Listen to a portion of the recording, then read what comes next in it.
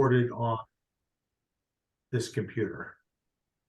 Okay, so we're getting started with the Cool Block Information System session. We had a little bit of a social time, chatted for a bit to just catch up, and I will. I'm going to just. I'm following along on my computer, the agenda. I guess the first question I have is, did you guys get a chance to look at the video that I sent? Mm-hmm. Yes. Julie, Emma? I didn't see that you sent a video. Didn't see the video? Okay. Well, normally, I mean, because there is a video which we can that's on the coolblock.org page that you can take a look at. But we'll start off, after the social time, sort of get into the welcome and purpose. And I want to welcome you guys to this Cool Block information session, talk a little bit about why I volunteered for the program. I think you guys both know who I am. So normally I would probably introduce myself as, somebody who moved into the neighborhood with my wife 6 years ago. We came from Middletown, and before that we were in Radnor. But we've been here, we'll be 6 years in July in this home here in the borough. And I'm involved with Transition Town Media, and I'm also on the Media Civil Service Commission to get involved with police hiring. And I'm also on a community dialogue for safety and justice group, which is kind of a police dialogue and accountability group. It's actually why I can't make tomorrow at 10, because we're meeting with the mayor and the chief of police. So yeah, I got involved for because I wanted to be more connected to my neighborhood, but I also really frustrated with change coming from the government, if you will, and sort of the top down, and just kind of waiting for people to do the right thing for legislators. It's just not happening. So it's to me, the Cool Block program represents a way for us to get involved, do things locally, and then scale it up, build an example for others, and then scale it up over time. It comes with a methodology. It comes with support, specific, process and measurements that go with that, and with momentum. They've already been doing this on the West Coast. They're now rolling it out to Europe and here on the East Coast. So for me, it's about transforming the world one block at a time.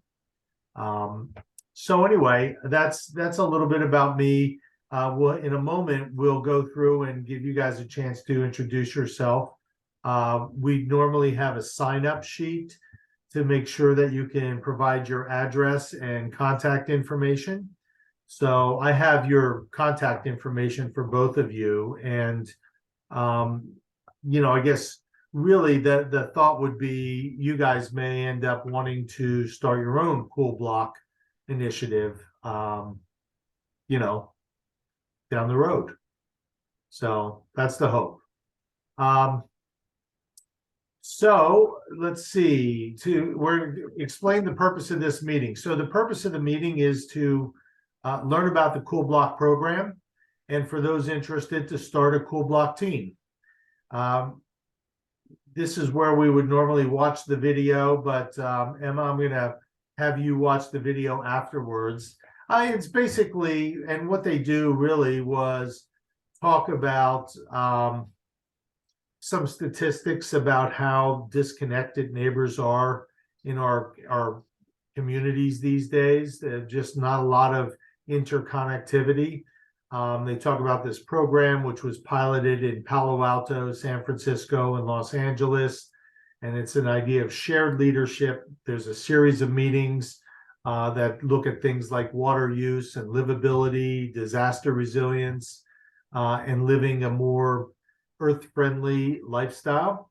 It's really 8 topics over 4 months, and people, different households sponsor or sort of will lead the different sessions. So we all learn together, and then we decide which actions we want to take. So we'll talk a little more about that in a moment. So that's really kind of just an overview of what the video shared. Julie, I don't know if you had any other takeaways from the video that you would want to share. Just the only thing is I guess I was surprised and not surprised at how little neighbors talk to one another. Because I always thought it was maybe something with me, like maybe I'm the weird one that I don't talk to my neighbors, but seeing those statistics, I'm like, okay, well, that's just the way society's become, and I don't like it. So I love that this initiative's trying to change that. Yeah, for sure. Okay, so let's take a look at the agenda for tonight's conversation. First of all, we'll do some introductions. Then we'll do the visioning exercise, which I sent some questions out in advance, but we can sort of go through them together. And then we'll learn a little bit about how the Cool Block program works. We'll do some Q&A, and then form a Cool Block team, which of course we won't be doing that tonight, but again, maybe something that you guys would want to explore down the road. So let's start with the introductions. Again, so here, 4 things. What is your name? Where do you live? How long have you lived there in this particular neighborhood? And what motivated you to attend the meeting? So I'll go first. I'm Skip Shuda. I live at 537 North Lemon Street.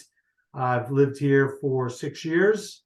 And I think I already went through my motivation of why I want to do the Cool Block program. So I'll leave it at that.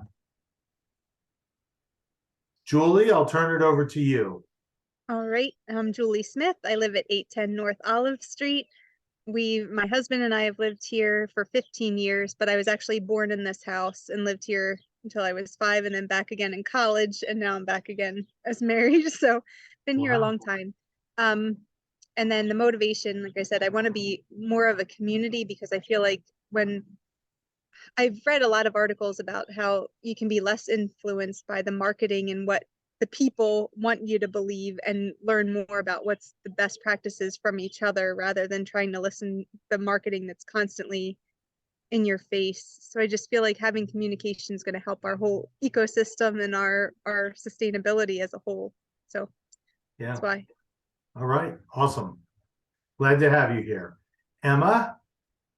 So, yeah, I'm Emma. I live in Alden, and I live here in this neighborhood since 22 years, maybe. I've been back to France a few times, but each time we came back here. So it's been a long time too. I was not born here. Didn't grow up here, but it's been a long time. And my motivation is that all the cool stuff happen in media, and I don't live in media. And I think in media, things are a little easier because like there's a lot of progressive people. And I think as you go a little further, maybe it's not as easy. And so I'm interested to see how it works, to see if I can find my people closer here to where Do you live in I a do try neighborhood to where talk to my neighbors, but it's hard. I was going to say, do you live in a neighborhood where you think you might be able to try this down the road? I mean, I'm here since a long time, so they know me. I don't know, but I might be the crazy one here, the one that goes from recycling to the dumpster, the only one on the block. So I have no idea, but it might be an opportunity to see, oh, really? There are some people like me here. So that would be cool. Yeah. So yeah, that's the idea. That's my idea right now. Okay. All right, good. Well, thank you for that. So let's move on to the visioning exercise. This is a piece of the program where we really look at the idea that Cool Block program is about placemaking, community building, and developing collaboration muscle with our neighbors. So we're going to do a visioning exercise that help us understand what is achievable. It's designed to expand our imagination, stimulate our social creativity, and invent a possible future on our block. So there are 4 questions, which I hope you received those in the email, but we'll go through them one by one, which are, to read them again, what do you most love about our block and why? In the event of a natural disaster, how would our block ideally respond and function? If our block were living more sustainably, what would it look like? And how would your life improve if you could rely on or get help from your neighbors? So, because there are only three of us, I'm thinking we can just kind of go around, the circle and sort of talk about this. I did jot down some of my own ideas, but again, why don't I'll let you guys tackle this. We'll reverse it this time. Emma, do you want to go first? Which is, what do you love most about your block and why? Oh, you're on mute. Sorry. That's okay. So why do I love my blog? Yes. I used to love my blog because there was a lot of big trees, in my yard included, but in the years they all got cut down. Oh. So it doesn't look the way it used to look, but that potential, that there is some space. It's not like row houses. There's potential to have green, and I don't know. I'm just familiar, right? Because I've been here since a long time, and so like I have another solo mom across the street from me, and so I've seen her pregnant, and she saw me pregnant, so it's kind of built some relationship there. So there's new ones, but there are a few that are here since a long time, and we never did anything together. So yeah, I think it's familiarity and the green. I like that. I don't like humidity, but I like that the humidity makes things grow so fast. True that. Yeah. Really? What do So you most love about your block and why? So I do love the trees. Number one, and that probably doesn't come as a surprise, but like Emma, a lot of our trees have come down. Luckily we seem to be holding on to some, but hoping to hold on. And it's just because of the wildlife I love listening to the birds, and I love hearing, like, looking at the different trees. And we also have a lot of kids on our block that are they play outside still. So I do love that about our block too. Like, the kids will just run, like they'll come and get each other and knock up on the doors, and then they'll all play in somebody's yard. And I feel like that doesn't happen in many places. So that's one thing that I'm really grateful for, is that the kids are all like run around together. Yeah, that's a real gift. Mm-hmm. For my block, I put down serenity. The forest, the trees, the plants, the stream, the wildlife, and it's also convenient to Media Borough. Sort of proud that we're host to the county government. We have the farmers market nearby on Sundays, the free store, and we host the TTGM fire circle on our back deck. So that's one of the things that I love about it. So let's go to the second question, which is, in the event of a natural disaster, how would our block ideally respond and function? So did you guys think about this one at all? Mm-hmm. A little bit? Yeah.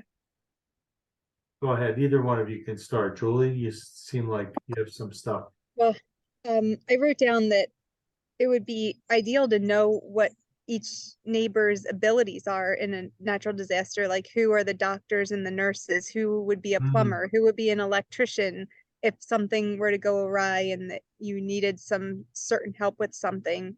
Who might have a generator if something needed to be running? Who might have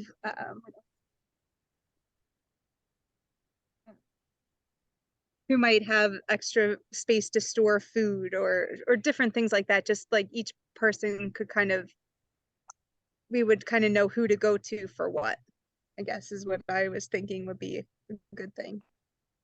Nice. Emma? Yeah, that's a good thought. Well, I would add that it would be nice like to know everybody before something happens. So like Yeah. it's easy, like when you're friend, it's easy to help each other and know what everybody needs. Like the resources is one thing, but like the weaknesses, right? Maybe somebody is like had some trouble, whatever, I don't know. But even like me, like when you're by yourself, like there's things are harder. So as a group, it's easier to divide the things that need to be done, Mhm. and yeah, some people are gifted in some things and some others are gifted in some other ones. So that's what yeah, that's what I was thinking about before. Yeah. I think that Yeah. those are all great ideas. I had a lot of the same things, snow blowers, generators, you know. I like the idea of sort of understanding what kind of, professional skills or competencies people might have. That's something I hadn't really thought about. Um, I think the idea of being able to do an emergency check on neighbors too. If the power and communications go down, it's nice to know that somebody's going to knock on the door of, a neighbor who might have, had some surgery recently, or maybe they're elderly and they, can't get around as easily. Also put down to coordinate with the Borough Emergency Management and the Citizen Corps of Delaware County, which is a citizen group that's meant to respond to disasters. So it'd be good to have sort of connections into those groups. And then helping people cope with the aftermath of an emergency. Sometimes people need help sort of getting back on their feet, depending on what the emergency was. So, And all maybe right. I'm thinking like Yeah. as a group, maybe nobody has or nobody wants to buy something specific because nobody has the need, but then as a group, maybe some things can be bought, like some tools that would be useful for the whole, and everybody pitch in to have it like. Yep. Yeah. Yeah, that's true. Because some things are expensive, like generators and snow blowers. Yeah, So but it's nice to be able to pull together. and it's yeah. Mm. Okay, so next question. If our block were living more sustainably, what would it look like?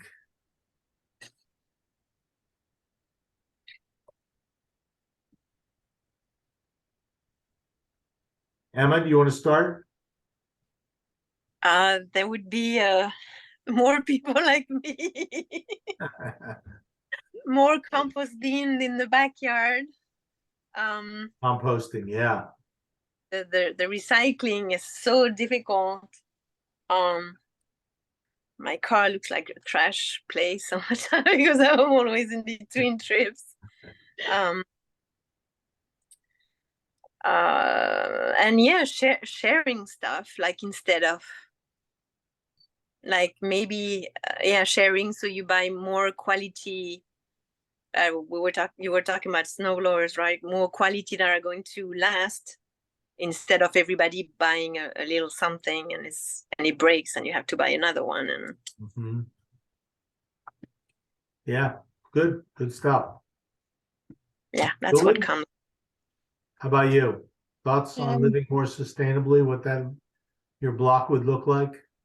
So more native plants and trees to just cut down on lawn mowing and more shade to help the houses and the energy use.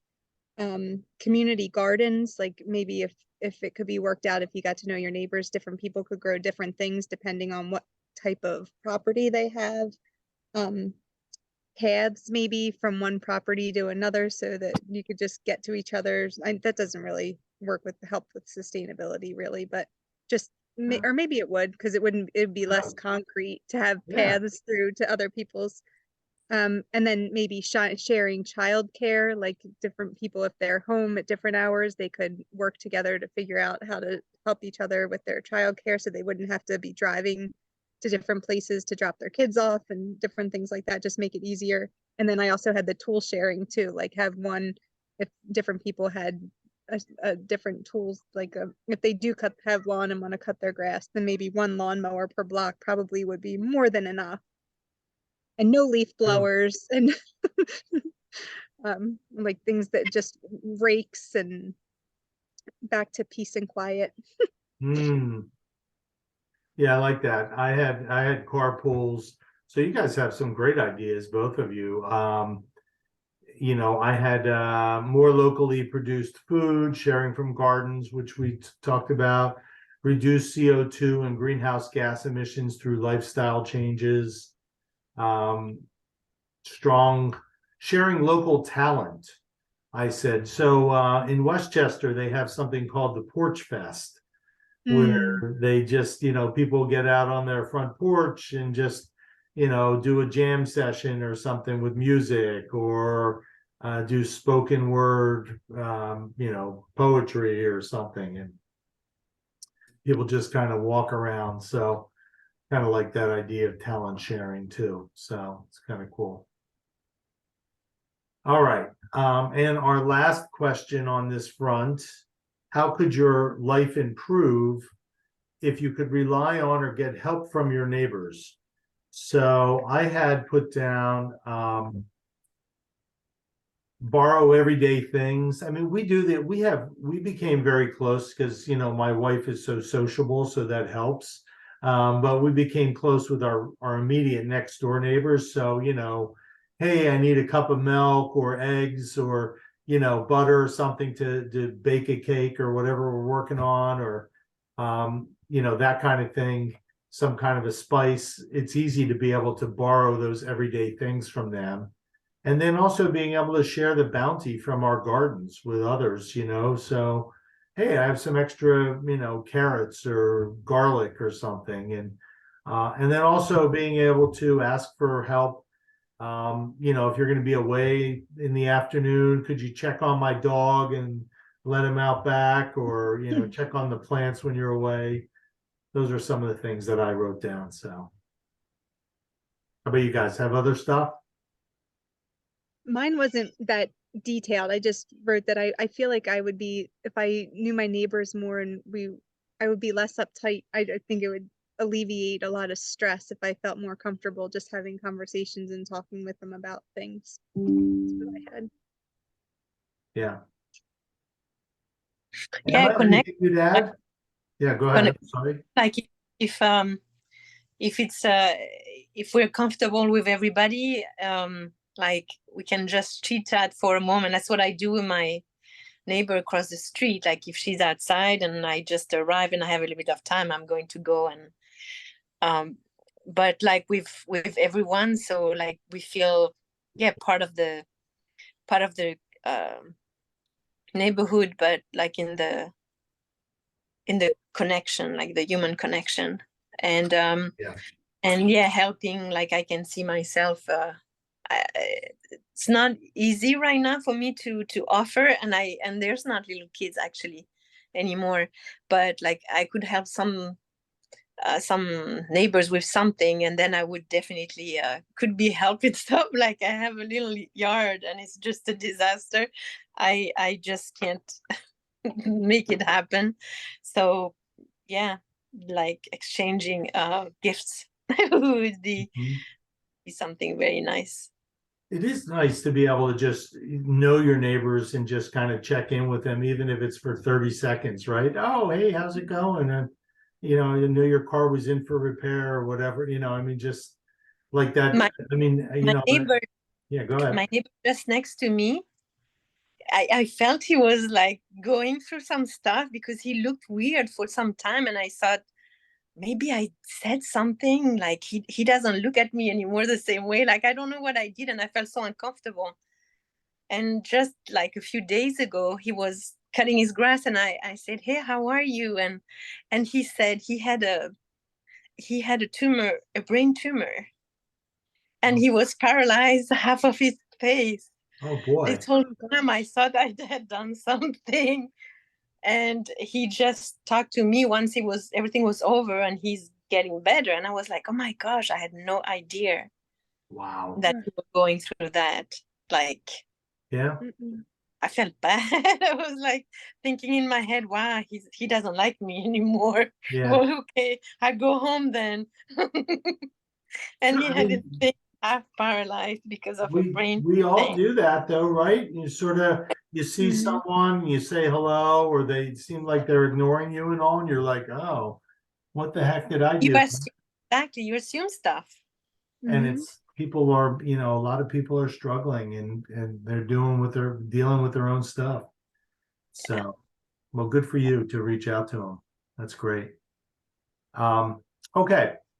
So now we'll shift over. That was, I think, hopefully just got the creative juices flowing. I think there's a lot there that we can see if we're building more connected, more sustainable neighborhoods that I think there are a lot of benefits that we could all realize from that. So, so how the program works, I have 5 minutes on this.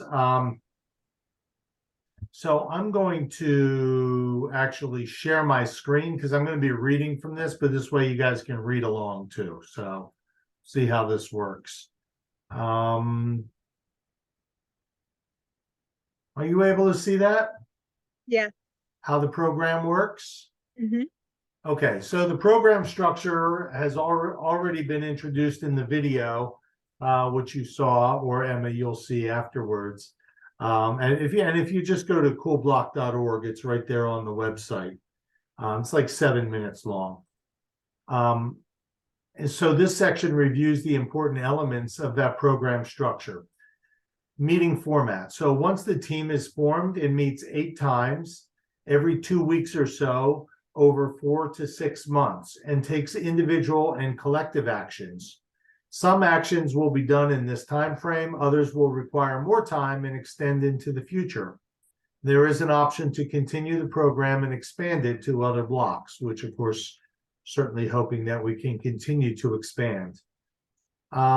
The program themes are across 8 meetings that are divided into 5 themes: becoming resilient, creating a low carbon life, practicing water stewardship, increasing the livability of the block, and creating a cool city. And some of these themes are household centric and others are block centric.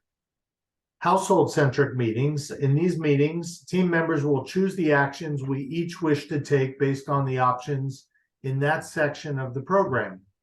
We will then fill out our action plan and take action over the interval between meetings or beyond if needed. In block-centric meetings, the team will choose the actions we wish to take together based on options in that section of the program. We will then form an action team, divide up responsibilities, make a schedule, and take action.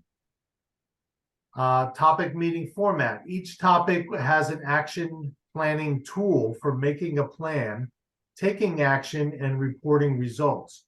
Each topic also has a topic meeting guide for the topic leader. So these things are really well supported, which I like. They have like videos and tips on, hey, if you're going to be the leader for this particular topic, here are some things to talk about, maybe some ideas for inspirations, some of the metrics. So it's really well supported, which is one of the things I'm excited about. So this careful review of the program is meant to increase confidence and further the onboarding of each team member. Okay, that was really for me, I guess. Okay, so that's that.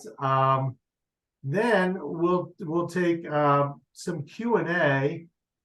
I would like to before we do that, just show you guys a little bit since I have the screen open, so you can get a little bit of a sense of what the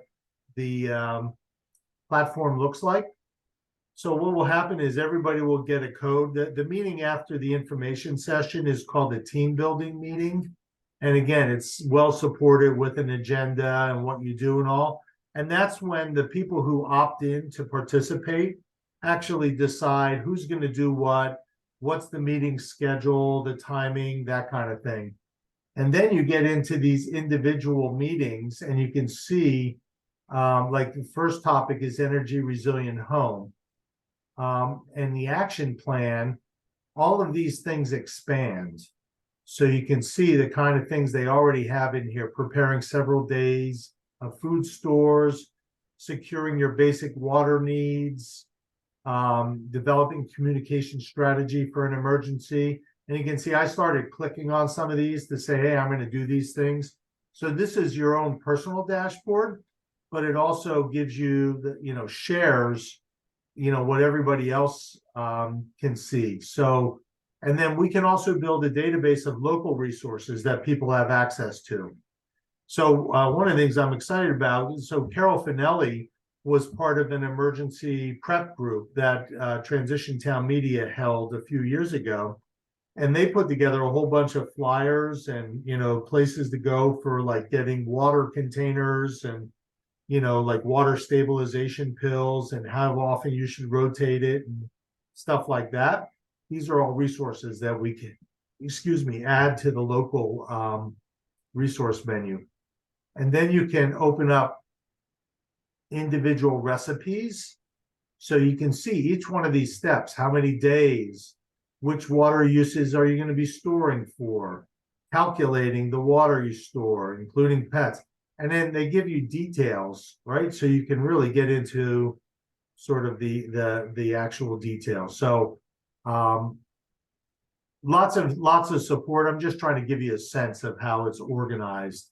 And then you can see household scoreboards. And of course, these roll up to like block level scoreboards. How many actions have you taken? And you can really start to see your impact over time. All right, so I'll stop there for now and see what kind of questions might you guys have about the program. You already started grabbing people from or notifying people around your block, right? I did. So did you go door to door or did you go with people who you already knew? Well, both. So what they recommend is 3 rounds of door knocking, which I was like, ooh, Yeah. Really sort of kind of uncomfortable for me, but because I'm an introvert naturally. But I took JC and Ted Lucas, who I think you met at the Green Wagon meeting, right? Yep. So those guys came with me, and their 12-year-old son Shep came for the first 10 houses, and then Shep peeled off, and JC, Ted, and I went to the rest. So that was our first round. The second round, my wife Lynn came with me, and then the third round, Carol Finelli came. And so we had 30, counting my house, there are 36 households, which is kind of their ideal size. They say 35 households is sort of the median. Could be as few as 20 and could go up to 40 or 50, I guess. But what they really want to know is how many live connections did you make, and then how many yeses did you get for the information session, and then how many actually showed up to the information session. So those are all stats that they record. On our final walk, Carol and I had 11 households, and nobody was home. And so those 11 households were 3 sets of knocks, and I just left the flyer there for them. So people that you did get, how did they receive it when you knocked, and like, what did they think of it when they heard about this for the first time? I'm just curious, what kind of reaction do you get? Well, they give you a script, and the script is basically introduce yourself, say, hey, we're trying a new initiative called the Cool Block Initiative. We want to invite you to an information session. And it's really about connecting with neighbors, how to respond to emergencies large and small, how to live a more earth-friendly lifestyle and create a safer community. So it'll be June 2nd at 6:30 at my house. So that was the spiel. So it's short. Mhm. Yeah. And most people, and then, we give them the flyer. So they have all that information on the flyer. Most people were happy to receive it. So I think we connected with 18 households live. 10 of those households said yes, Oh, cool. that they would come. We had 7 maybes and 1 no. That's pretty good. Yeah. Now the maybes did not, I mean, if they said yes, then I asked, well, do you have an email address or a phone number that I can use to send you a reminder? But we got, I think we had 7 of the maybes, 6 or 7 of the maybes gave us either an email address or a phone number. So, it was really, we only had one, really, I think only one solid no, like, no, thanks, I'm not interested. Everybody else was like, well, I'll take a look at it and see. So, That's really good.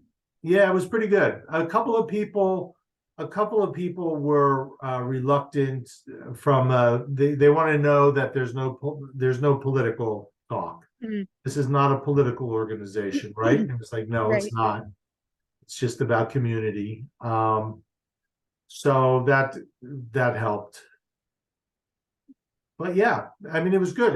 And you know what? I would say several people, I would say at least 4 or 5 said, yeah, I don't really know my neighbors. And I'm really glad that you're doing this because I want to get to know my neighbors.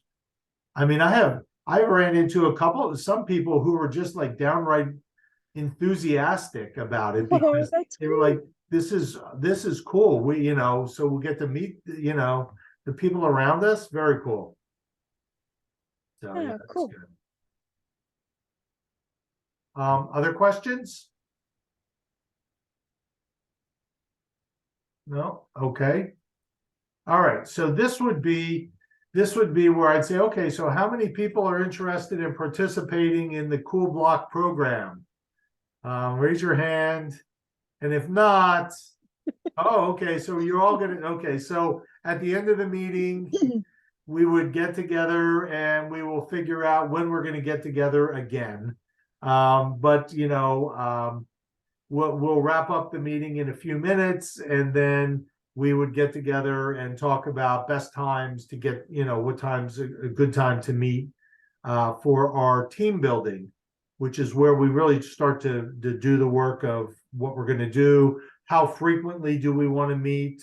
They make recommendations in the program, but you don't have to follow those. You could follow something that's a little slower, takes a little longer. You can set your own pace. So, and then if there are any objections or people didn't want to participate, this would be the time we would address any concerns that people have and say, well, it's not to, as they say, it's not to really try to pressure people who don't want to participate, but you just want to make sure no one slips through the cracks because they say, oh, well, we're meeting on Friday nights, and you know what, I'm not going to be able to because I promised my mother I would see her on Friday nights. It's like, okay, well, we could meet on Thursday, or we could find another day. So that's the idea there. Let's see. What do they recommend in terms of how often and like how many people it's good to begin with, right? Or like the minimum to No, it's a good question. So they recommend so the sweet spot in terms of number of households is 5 to 8. But they have said in the training sessions, they have regular training for Cool Block leaders that I've been attending. They said as few as 3 households and as many as 10. Once you get above 10, they really recommend that you break into 2 groups of 5 or 6. And so you're basically running in parallel. So you could still do some community level stuff together. But, and we may, I don't know if we're going to end up with 2 groups. We'll see. My guess is by the time everybody, goes through the process, we'll be down to 8, 9, 10, which would be nice. We'll see. But Yeah, then, and yeah. that from a pool of like 30 households, right? Yeah. Yeah. Yeah, I'm trying to think about my street, like how many households are. Well, you can check it out, Emma. I mean, if you're on a regular street, what they recommend is both sides of the street, corner to corner. So you just go, wherever the crossroads are in the street, and then they say usually that's about 35 households. Yeah, well, that's if it's just one block across the street is just 3 houses, and on Yeah. my side, it's a little more like I don't even know 5. Okay. But so that doesn't get to 30. Yeah, and you might need to extend it a little bit. But Yeah. you sort of like for me, we had 4 standalone homes, and then one person is in Hickory Hill because Carol Finelli's right here in the block, and so that's 5. The other 30 or 31, whatever it is, are all Hickory Valley. So it's just the townhouses. Okay. Yeah. So, okay. So obviously this is something that we think can benefit everybody on the block. It's going to make the community better and really help the planet a bit as well. So I want to congratulate you all for committing to the Cool Block program, and thank you guys for coming. I appreciate you guys providing me with a sounding board to do this practice session as well. So that's pretty much it at this point. We would do 10 minutes, and the post-meeting logistics would be set the date for the team building meeting, tell new team members you'll send them registration information so they can go on the site, and everybody gets a registration code so they join that block. And if you know other neighbors who you think would want to join, ask them to share the follow-up email that you'll send to everyone and potentially add more people. And then just send out a follow-up email, which is the next process. So I'll stop there, see if you guys have any other questions that you want to talk about there, and then I can stop recording and we can wrap up. Well, everything is free. It's like they have a grant to develop because you feel that there's a lot of work. Yeah, there's no cost to participate in the program. They have some kind of funding that they've received. I'm not sure what their sources are, but they run these bi-weekly calls. So I think a woman named Miranda is kind of a full-time program administrator. And then they have a technical guy who works on the website and keeps all the technology going. David Gershon is sort of the leader and the spokesperson for it. And my sense is they may have some other team members, but they're here to support us in this rollout. Now, we may choose to take actions like, the water storage, where we have to go out and buy, water storage containers or water stabilization tablets.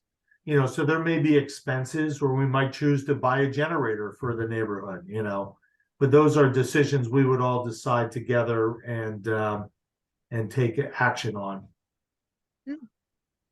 Okay. And how big is how many blocks have they put together and where? Yeah, that's a good question. I think so. It's been, I think, almost exclusively in California until now. I think they may have done some stuff in like New Mexico, or some of the southwestern states, but I think they said they had a few hundred blocks that they've done so far.